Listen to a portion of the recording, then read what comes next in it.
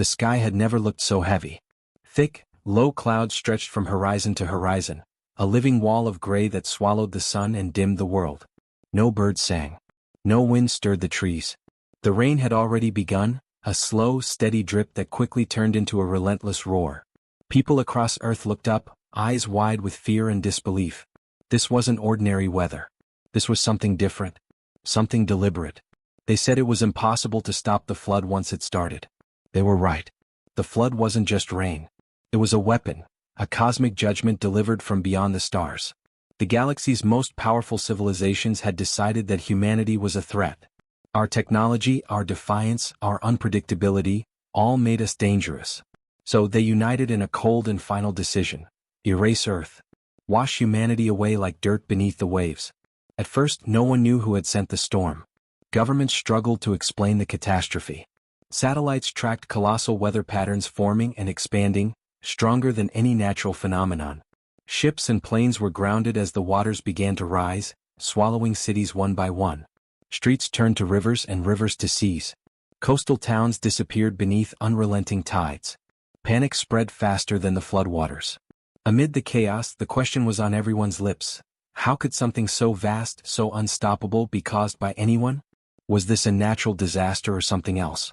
Some believed it was the planet itself punishing its inhabitants for their greed and destruction. Others whispered darker rumors. An alien force, wielding weather like a weapon, had targeted Earth. The truth, terrifying and undeniable, would come too late. In the small town nestled between what remained of the mountains and the ocean, people scrambled to prepare. Families packed what little they could salvage. There were no shelters left designed for this scale of disaster. No evacuation plan could handle the sheer volume of water. People clung to hope, but deep inside, many knew hope was slipping away. Among them was a man who refused to give up. His face was etched with lines carved by years of struggle. His eyes, fierce and restless, scanned the horizon, searching for a sign, any sign, that humanity still had a chance. He wasn't a soldier or a hero. He was just like any other, just a human trying to survive. But he carried something inside him that no flood could drown, the will to fight back. As the first waves crashed through his town's defenses, sweeping away homes and memories, he made a decision. He wouldn't just survive. He would find out who had sent this flood and why. And if it was a message meant to break humanity, he would make sure it became a call to rise. The floodwaters rose higher each day. Entire regions vanished beneath the surface, and the world's population was scattered, desperate, and fractured. Communication systems failed. Governments collapsed under the pressure. The ones left standing were forced underground in hidden bunkers, or on makeshift rafts clinging to debris. But humanity adapted. They always do. Where others saw only destruction, this man and the people who followed him saw a challenge. They learned to read the patterns of the flood, predicting where the water would surge next. They built new vessels, fast, nimble crafts that could navigate flooded cities like a maze. They scavenged what technology they could find, repurposing old machines and weapons. Every day was a battle against nature, but more so, against the invisible enemy that had declared war on them. Rumors spread of strange ships seen beyond the atmosphere, hovering silently, watching, waiting. Some said the aliens, if they existed, were studying humanity's response. Others believed the flood was just the beginning, a test to see how far humans could be pushed before they broke. Amid the fear and the loss, stories of human resilience emerged. A mother who saved her children by building a raft from scrap wood. A group of survivors who formed a floating community, protecting each other against the rising tides. A scientist desperate to unlock the secrets of the flood and turn the weapon against those who wielded it. And that man, who had lost everything to the flood, became a beacon. His voice rose above the roar of water, calling out to others scattered across the drowned earth. "We're not done," he said. "They think the flood will erase us, but it only makes us stronger. They've unleashed a storm and we will be its thunder." His words spread like wildfire, reaching pockets of survivors. They clung to that hope, the defiance that had defined humanity for millennia. Even as the world was washed away, they refused to be forgotten. But beneath that fierce hope lay a darker truth. The flood was more than just water. It was a weapon designed to break the human spirit. Its origins were beyond anything Earth had faced before. The alien force behind it had technology far beyond comprehension. Terraforming, weather control, genetic manipulation. They had studied humans, learned their weaknesses, and unleashed a perfect storm. Yet, even as the floodwaters threatened to drown the planet, humans discovered something unexpected. Their resilience wasn't just physical. It was in their unity, their creativity, their unyielding desire to survive and protect what they loved. The flood forced them to rebuild their society not on land but on water. To forge new alliances, to invent new ways to fight back. And there, in the shadow of the rising seas, humanity's true strength began to show. As days turned to weeks, strange signals began to pierce the radio static. Cryptic transmissions, bursts of data unlike anything seen before. The scientist working in a submerged laboratory decoded the messages, uncovering a hidden enemy plan, a final phase of the flood designed to trigger a global extinction event. The flood was only the opening move in a campaign to wipe humanity off the galactic map. The man who led the survivors knew time was running out. The flood was not just a disaster, it was a war. But how do you fight an enemy you cannot see? How do you rise against a flood that covers the earth? In the darkness, a new hope began to take shape. A plan to turn the flood's own power against its creators. But it would mean risking everything. As the floodwaters closed in, and the alien watchers in orbit tightened their grip, the man looked out over the endless water. His heart pounded with fear, and with determination. They thought the flood would erase Earth. They thought it would break humanity. They were wrong. Because the storm wasn't the end. It was just the beginning. The flood wasn't just a disaster anymore. It was a war zone spread across water and sky, and every day felt like walking on a knife's edge.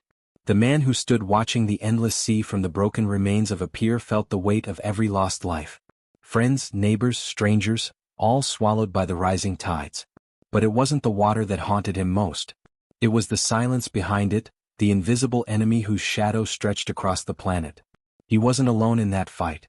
Around him, survivors had gathered, a ragtag family forged not by blood, but by shared loss and fierce hope. There was a woman who once taught children to read, now commanding a small crew of scavengers who dared to explore the drowned cities for supplies. Her hands were calloused, her voice steady, but her eyes carried the pain of someone who had lost everything but refused to break. There was a young man, barely out of his teens, with a knack for technology, piecing together broken radios and hacked drones to gather information. His quiet determination gave them all a glimmer of hope. And there was an old sailor, weathered by decades at sea, whose stories of storms past reminded them that no ocean was truly unbeatable. Each had their reasons to survive.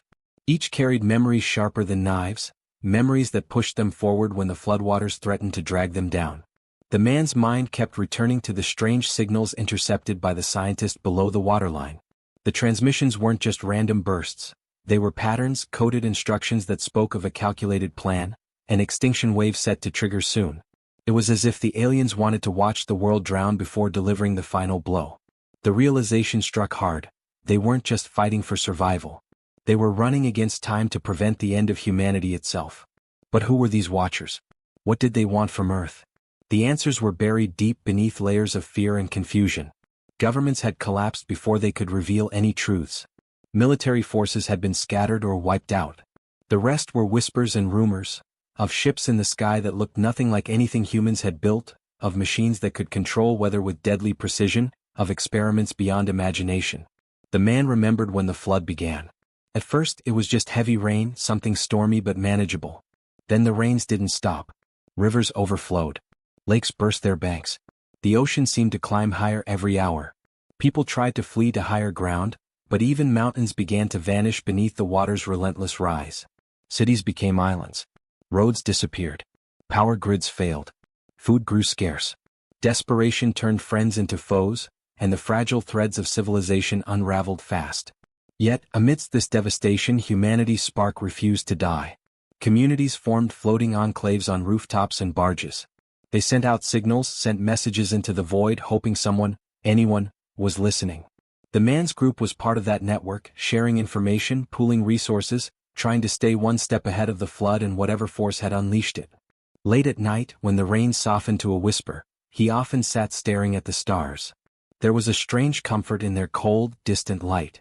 The same stars that had witnessed humanity's rise and fall now seemed to judge them silently. Was there a chance for redemption? Or was Earth doomed to become a memory, just another drowned world lost in the vast galaxy? He clenched his fists, feeling the sting of salt water and rain. No, he whispered. Not like this. The woman who led the scavengers approached quietly. "We found something today," she said. Her voice was low but urgent. "In the old city beneath the water there's a facility. Not like the others. It's intact, and it's active." The group exchanged looks. In the drowned ruins of the world, finding anything intact was rare, and dangerous. "What kind of facility?" the man asked. "Military maybe. Or research. We couldn't get inside yet. But there's power. And the systems are running." A flicker of hope ignited inside him. Power meant technology.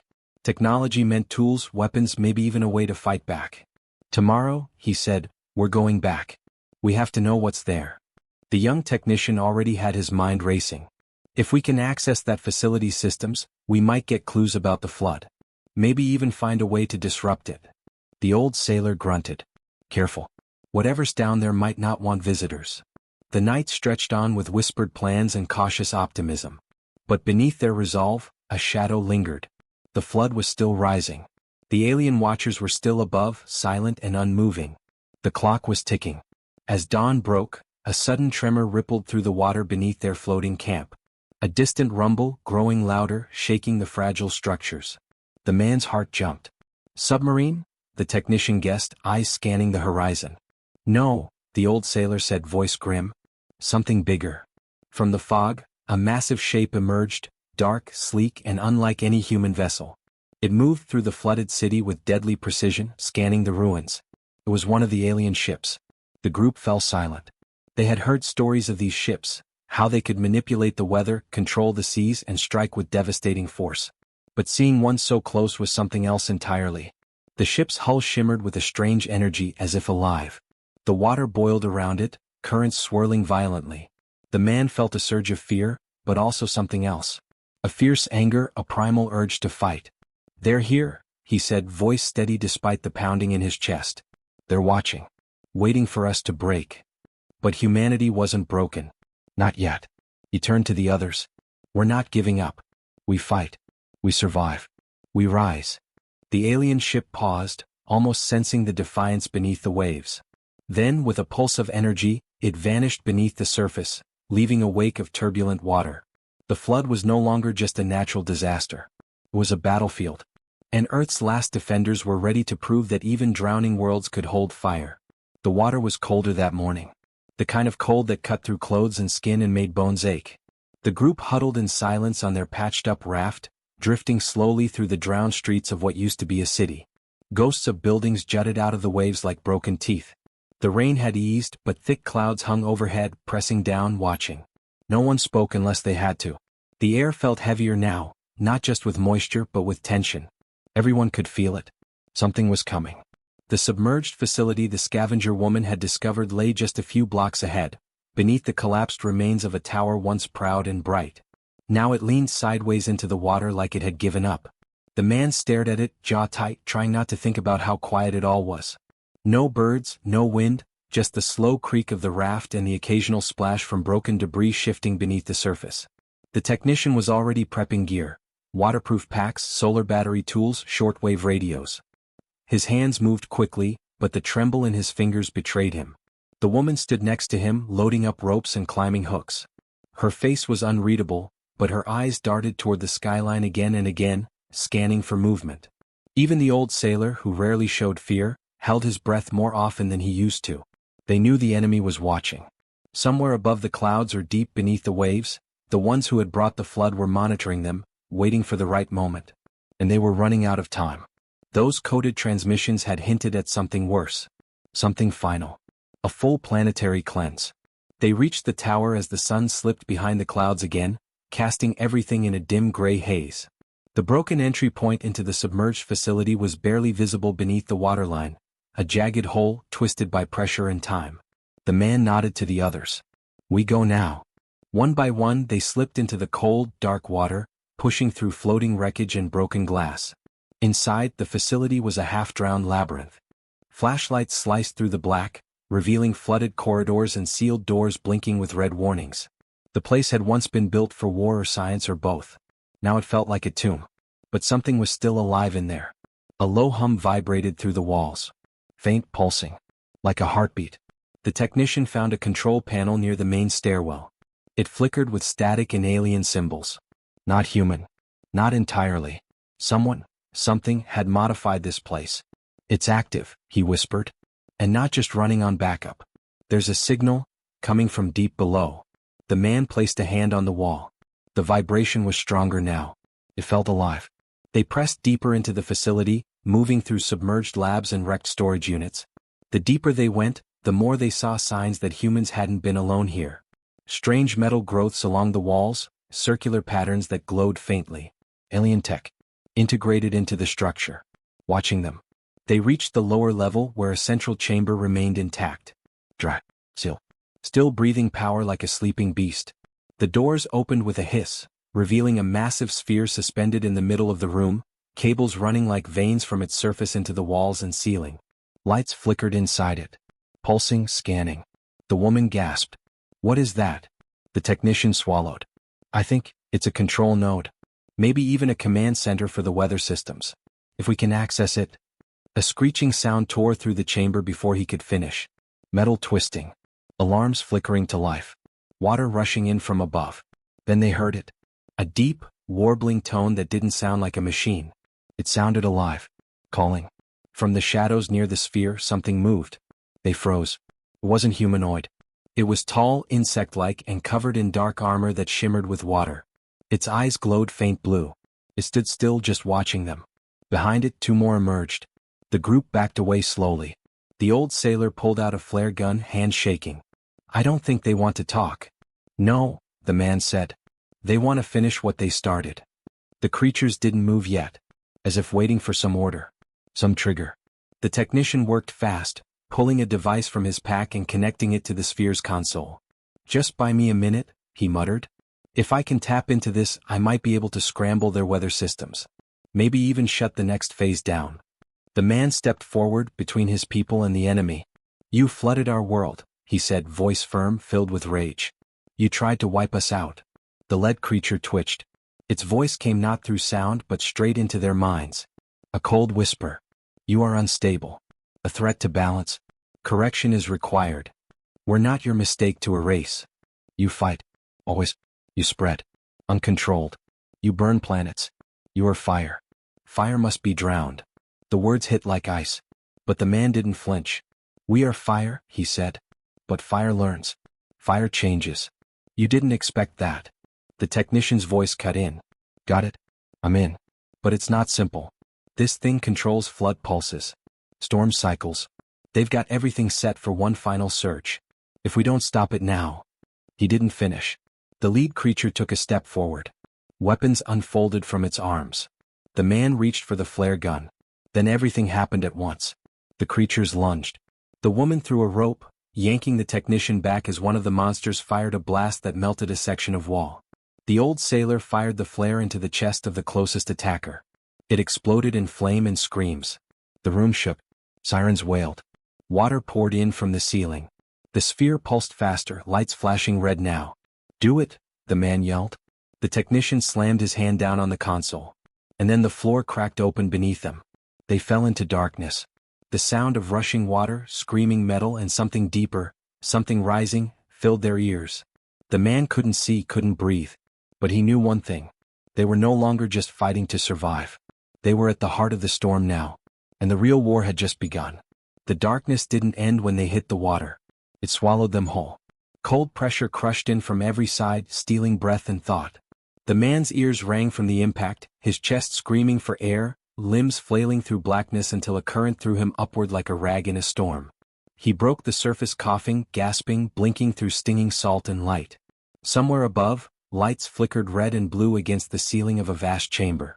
Water rushed around him in violent surges, slamming debris from the broken facility into the walls. He kicked hard, searching, faces, movement, anyone. He found the woman first, her arm wrapped around the half-conscious technician, dragging him toward a half-submerged platform.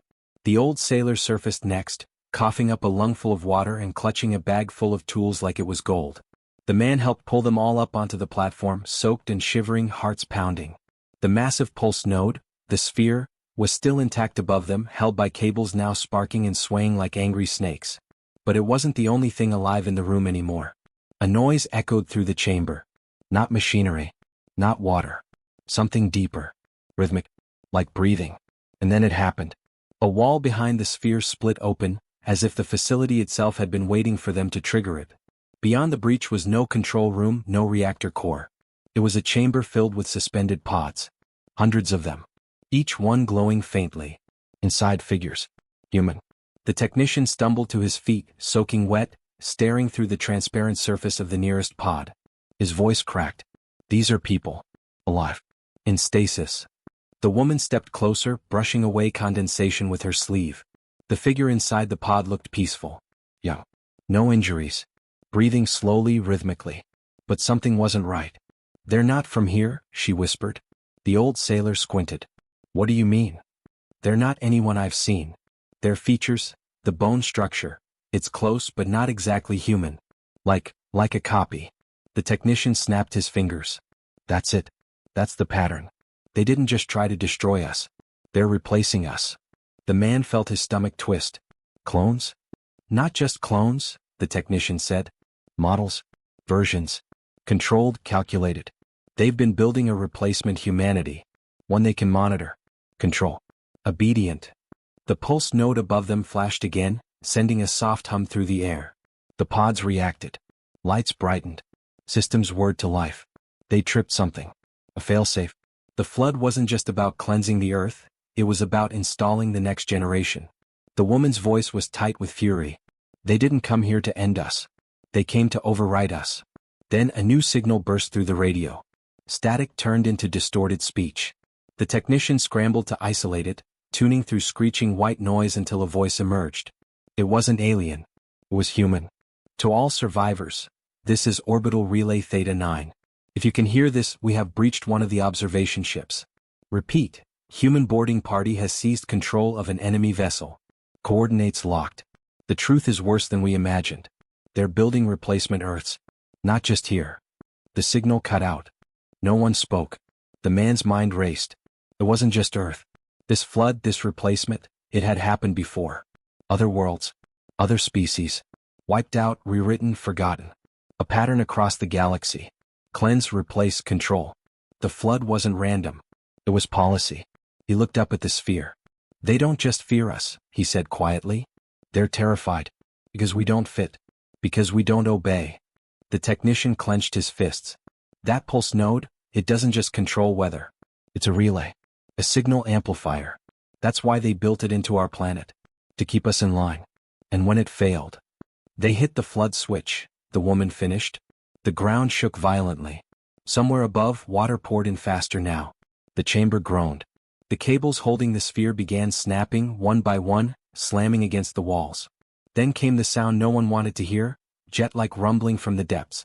The alien ship was back. A pressure wave ripped through the water. From a deep tunnel behind the chamber, light poured in. Blinding blue electric.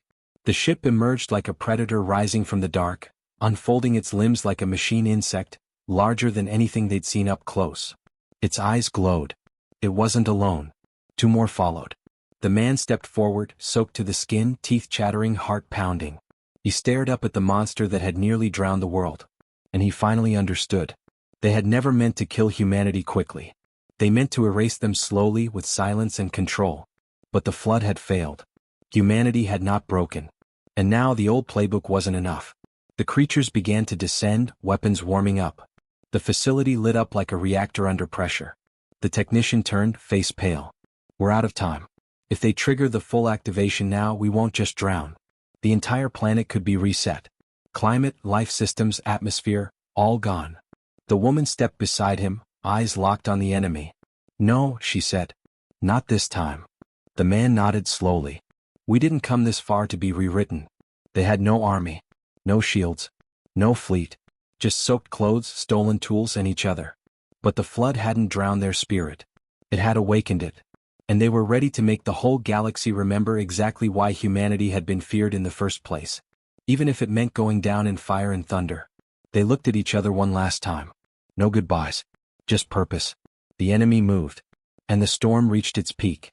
The enemy ship hovered above the flooded chamber, casting shadows that stretched across the crumbling walls and the still glowing pods. The massive structure crackled with energy, its underbelly pulsing with light. Everything shook. Water surged higher. The pulse node at the chamber's center blinked faster, sensing the incoming activation signal. The man could feel the pressure of it all, the end pressing in from every side. And yet, somewhere inside him that old fire was still there. Not just survival. Defiance. The woman crouched beside the technician, who was typing furiously on a salvaged console linked to the node. Sweat poured down his face despite the freezing air. "We're running out of seconds," he muttered. "They're about to trigger the final override. Total biosphere collapse. They're not even hiding it anymore." She didn't answer. She just placed a hand on his back, steadying him. The man's voice cut through the rising roar. "Can we flip it?" The technician hesitated. "Maybe. If I reverse the pulse signal, the node could feed back into their relay array. It could fry their entire control grid. But what? It'll overload the chamber. It might collapse the whole facility. And if their ships are synced to the pulse, they'll try to stop it before it hits." The man nodded. "Then we hold them off." He didn't wait for agreement. He was already moving toward the upper ledge, climbing a broken scaffold half submerged in water. His limbs screamed. His muscles burned. But he didn't stop. One of the enemy ships descended lower, deploying a long mechanical arm lined with blue fire. It aimed at the node. Not them, the node. They were going to destroy it before it could turn on them. He screamed, "They're targeting the core." The woman ripped the flare gun from the old sailor's belt and fired straight at the alien weapon. It exploded midair, sending a burst of light and smoke. Not enough to destroy the arm, but enough to blind it for a second. And that was all the time he needed. The man reached the ledge and jumped onto the back of a broken robotic crane. Using its rusted joints for cover, he scrambled to its control panel and ripped open the casing. The old military rig still had power. Manual override. He pulled the lever, grinding gears into motion. The crane's heavy claw swung toward the ship's weapon arm just as it recalibrated. Metal met metal. Sparks flew. The ship reeled back, its arm torn clean off. The chamber roared again, this time not from the ship, but from the pulse node. It had begun spinning, its surface glowing with unstable energy. The technician cried out, "I'm doing it." Reversing the flow now. The lights flickered. A blinding pulse shot upward into the flooded ceiling. All three alien ships began to stutter. Their lights dimmed. Their movement slowed. But the strain was too much. The chamber walls cracked. A massive fissure tore through the floor and water surged up like a geyser. The platform collapsed. The woman grabbed the technician before he could fall in. The old sailor wrapped a rope around a metal bar and anchored them both. The man jumped from the crane to a collapsing walkway, rolled and slammed into the wall. Blood poured from his forehead, but he didn't stop. Above them the alien ships screamed, not with sound but with static. Their systems went wild. The feedback from the node had reached their network. The man could see one of the vessels spinning out of control, smashing into the side of the facility. One down. The second ship fired blindly, hitting the wall instead of the node. The explosion sent water and debris flying in every direction. The third ship rose higher, retreating but not before dropping something. A sphere. It didn't explode. It opened. Hovering inside was a figure, humanoid, tall, unlike the creatures from before. Its face was smooth, expressionless, not born but made. It stared directly at the man. Then it spoke. "You are not the first. You are not the last. But you are different." The man coughed, coughing up blood. "Good. I hope we scare you. You fight without coordination. Without unity. Yet you adapt." The woman stepped beside him, breath ragged. "We care. That's something you'll never have." The figure didn't blink. The others broke. "You endure. We failed." Then it reached toward the pulse node. The technician screamed, "It's trying to drain it. Cut the link." The man didn't wait. He grabbed a loose electrical coil, wrapped it around the wet floor plate, and threw it onto the alien's platform. The surge was instant. The figure jolted back, its synthetic skin cracking under the energy. It floated backward, twisted, and burst into bright white light. The facility groaned. The technician shouted, "Pulse is maxed. If we don't shut it down, the whole grid." "No," the man said. "Let it go." "But it's not just a message. It's a warning. Let them hear us." The pulse node released one final shockwave so strong the walls of the chamber blew outward. The alien ships in the distance blinked out, vanishing with traces of their cloaking tech scrambled. The sky above Earth rippled with distorted light, as if the control satellites had all been fried at once. Silence returned. For the first time in months, true silence. No hums. No distant floods. And then a soft sound. Wind. Actual wind. Not storm wind. Earth wind. Natural. Untouched. They stared at each other, soaking wet, bleeding, bruised, breathing. Alive. The water didn't rise anymore. The pulse had stopped. The man sat back against a fallen beam, staring up at the broken ceiling. He laughed, dry and quiet. "We did it," the woman whispered. The technician was crying. He didn't even hide it. "They'll know now. Every one of them. We're not just survivors. We're human." But just as they began to settle, something strange happened. One of the pods, the ones holding the cloned figures, began to melt. Not open. Melt. Inside, the body dissolved into black liquid. The other pods followed. One by one, turning to ash or oil or some mix of both. All of them. Except one. It remained glowing. Stable. The group walked toward it, hearts pounding. Inside was not a clone. Not exactly. It was a child. A human child. Breathing. Eyes fluttering open. The woman pressed her hand to the glass. "Is that?" The technician whispered, "No. It's not theirs. It's ours. From us. Somehow." The man stepped forward, staring at the child, who blinked and stared back. "She survived," he said quietly. "Maybe the last born before the flood began. Or maybe—" He couldn't finish. The child smiled. And from outside, high above, something moved across the sky. Not a ship. Not a satellite. Something watching. Something leaving. Because they knew. Earth was no longer theirs to rewrite. And humanity wasn't broken. It was just getting started. The child opened her eyes fully. They were human eyes, deep, soft, confused, but something shimmered behind them. Not alien, not dangerous, but different. Ancient and new all at once. The woman leaned closer to the pod, placing a gentle hand on the glass. The child didn't flinch. She just stared, right into her. The man moved slowly, cautiously. Not because he feared her, but because this moment, after everything, felt sacred. Around them, the facility crackled with dying energy. The last surviving systems powered down, blinking out one by one. The hum was gone. The alien control had ended. The child sat up inside the pod. There were no cords, no restraints. It was as if the chamber had protected her, kept her safe from both the flood and those who had made it. The man kneeled beside her as the pod's lid hissed open and folded away. He reached out, slowly, and she, without fear, took his hand. She was warm. Real. Alive. The technician broke the silence. "I don't think she's a clone. Not like the others. She was never meant to be activated." "She's not a prototype," the woman said softly. "She's a message." The old sailor nodded grimly. "Or a question." The child looked around at each of them and then finally spoke. Her voice was soft, but it echoed as if carried on air itself. "Where is the ocean?" The man swallowed, his throat tight. "You're in it." She frowned, puzzled. "But it's crying." That silenced them. No one had an answer for that. They carried her with them as they left the ruined facility behind. The walk back through the flooded streets felt like returning from the edge of the world. The skies above were shifting, brighter, calmer. The clouds had begun to break apart, revealing blue for the first time in what felt like years. Sunlight pierced through, glinting off the endless water. It was beautiful and heartbreaking at once. The flood was still there.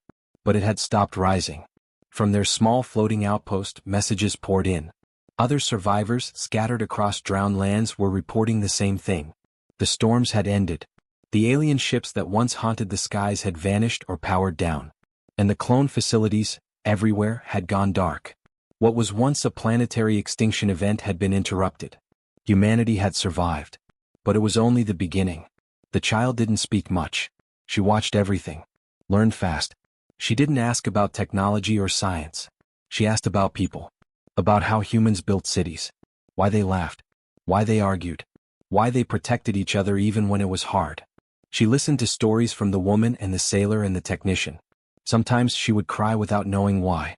The man watched her closely. He didn't trust easily anymore. But she didn't carry the cold echo the aliens had. She was whole. In time they learned more. The technician decoded fragments from the node's memory, scattered files and protocols buried beneath layers of alien encryption. It wasn't just weather control. It was a library. A full record of Earth's history. Biology. Conflict. Language. Music. The aliens hadn't come just to erase humanity. They had studied it. Obsessed over it. They feared what humans could become. Every planet they had flooded before Earth, every species they had replaced, had one thing in common: unpredictability. They broke systems. They adapted too fast. They didn't follow control. But none of them had resisted like Earth. None had turned their own destruction into a fire strong enough to blind their attackers. Humanity wasn't just a threat. It was a virus. One the galaxy didn't know how to cure. In one corrupted log, a phrase kept repeating. A translation algorithm struggled with it, unsure how to render the alien language perfectly. But the technician found the closest match. The flood cleanses, but Earth infects the storm. They tried to stop humanity, and all they'd done was spread it further. The survivors began to rebuild. Not cities, not yet, but understanding. Networks. Rafts turned to floating communities. Submarines became homes. Old oil platforms were reactivated, turned into hubs. Humanity learned to live with the water. They didn't fight the flood anymore, they adapted around it. Built through it. HFY science teams that had hidden underground re-emerged. They worked to trace the alien relay points still buried in deep orbit. They learned how to isolate and dismantle them. Slowly, bit by bit, the grip that had once suffocated Earth was loosened. And more surprises followed. A group of scouts found a crashed alien vessel deep beneath what had once been Greenland. Inside it, instead of weapons, was a garden. A perfect, artificial forest. Alien in structure, but unmistakably inspired by Earth. The technology wasn't just built for war, it had been designed to preserve and mimic what the invaders could never create themselves. They had studied Earth, feared Earth, but perhaps also admired it. It raised more questions than it answered. The man who had once stood on a broken dock and vowed to fight the flood, found himself now helping lead what remained of the Global Survivors Council. Not because he wanted power, but because people trusted him. He had survived not by strength but by refusing to let go of his people. And when he spoke now, the world listened. He told them the truth, that humanity had been marked for erasure not out of hate but out of fear. That being human meant being chaotic, yes, but also capable of love and loyalty and impossible hope. They didn't know if the alien network was gone forever. Maybe some distant relay in a quiet galaxy still watched Earth. Maybe others would return. But it didn't matter now, because Earth wasn't sleeping anymore. The child, now called Mira, stayed with them. Grew quickly. Understood too much for someone her size. She remembered flashes. Things she couldn't explain. She said the ones who built the flood didn't make her. She was something that came after, when they failed. She was the result of what happened when control broke down and something new was born. The woman raised her like a daughter. The man called her his hope. The sailor gave her lessons in wind and current. And the technician tried and failed to keep up with how fast she learned. But what they gave her most was stories, of how people loved the world before it was flooded and how they'd love it again. And then came the final twist. A signal returned. Not alien. Human. From far beyond the edge of the solar system. A ship. An old deep space probe that had been thought lost decades ago. Except now it had company. The technician broke down the signal, running every frequency, every code. It wasn't just a distress beacon. It was a broadcast. A looped message sent to Earth. They tried to erase us here too. But we survived. We are not alone. Earth is not alone. We're coming home. The council couldn't believe it. Another colony. Another human story. Buried by time and distance. Still alive. The man stood at the edge of the water, staring at the stars. The sky was clearer now than it had been in years. And for the first time he understood something deep in his bones. The flood hadn't ended humanity. It had unshackled it. Everything they'd gone through, the suffering, the pain, the near extinction, had led them here. Wiser. Stronger. More united. Not perfect. Never perfect. But determined to never be anyone else's mistake again. They would build again. On land when it dried. On water where it stayed. And someday soon they would reach the stars again. Not with fear, not with apology. But as equals. As survivors. As humans. The man looked down at Mira, who now stood beside him barefoot on the damp wood, eyes raised to the sky. She asked, "Do you think they're still out there?" He didn't ask who she meant. He knew. "Yes," he said. "And I hope they are. Because I want them to see what we become." She smiled and slipped her hand into his. Behind them, the sound of hammers and laughter rose from the floating villages. Children played on rooftops. Lanterns lit the dark. The wind was clean. The air finally free. Earth hadn't been erased. It had been rewritten. By the people who refused to drown. By the ones who turned the flood into fire. By humans. And that was something no storm could ever take away.